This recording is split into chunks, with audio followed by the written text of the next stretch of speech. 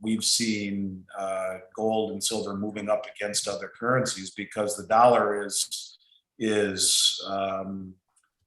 it's overly priced for sure. It just, I think, broke through 96 not too long ago, a couple of days ago. It's really been on a rally lately. So as the dollar goes, everything opposite it, not just gold, but other currencies, it's certainly roaring in many other currencies, just that the dollar continues to be viewed by the world as money, and until it isn't, until the world grows tired of what we are doing to the value of the dollar, destroying it, it's going to be that way. And that's why you have to look at it as a gift, as a subsidy, because how the heck can a currency that's $140 trillion in the hole, that continues to print money like it's no big deal, continue to go into debt, continue to finance that by treasuries that are paying a negative 5% real return?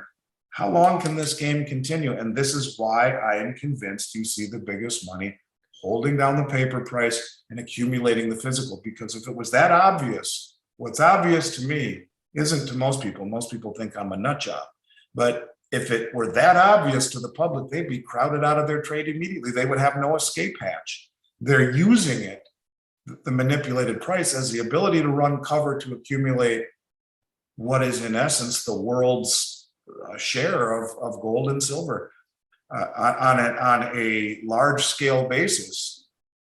I think this happens until the dollar begins to really lose its credibility globally. And I think you'll start to see that here, even domestically, as people wake up to massive inflation and what's happening to their dollar. And I think they're going to want to pull it out of the bank and spend it on anything they can. And it becomes a hot potato.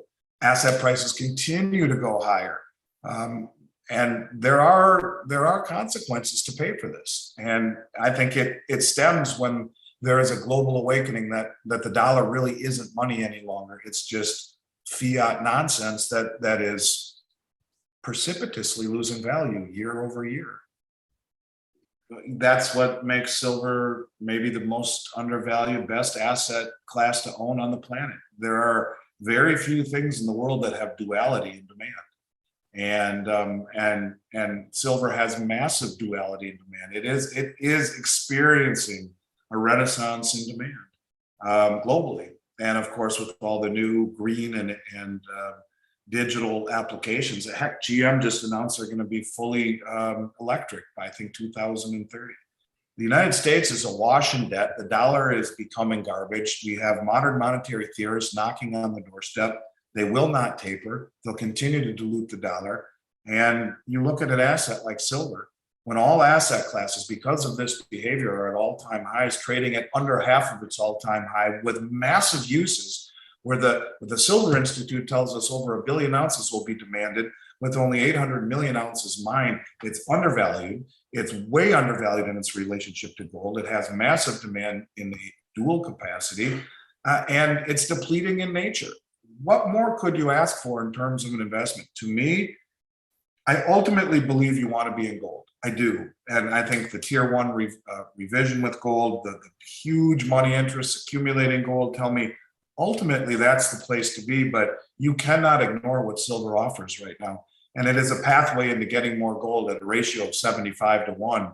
It's unbelievable. It's coming out of the ground at 7 to 1. We keep talking about this. These numbers, you can't run from mathematics. You can inject variables and manipulate things, but in the end, mathematics and Mother Nature catch you. There will be a day of reckoning for all of this. And it really comes when the world just stops accepting the dollar as money, as wealth.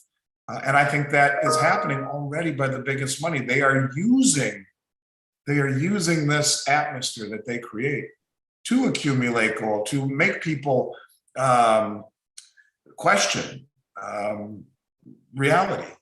And, like I said, when you have the most important security in the world, the US Treasury, no longer being determined by the free market, but by a handful of bankers, this is going to end badly. People I think, are concerned that they won't ultimately be able to retain these profits that they've made. To the person who said they'd like to wait till the end of the year, I would caution and say if Biden gets his bill through, not only will capital gains go higher, but as a result, as taxes move higher and capital gains move higher, and the trends that we're seeing, you'll pay more in taxes, probably pay higher price in metals, and good luck trying to secure large amounts when everyone is trying to do the same thing at once.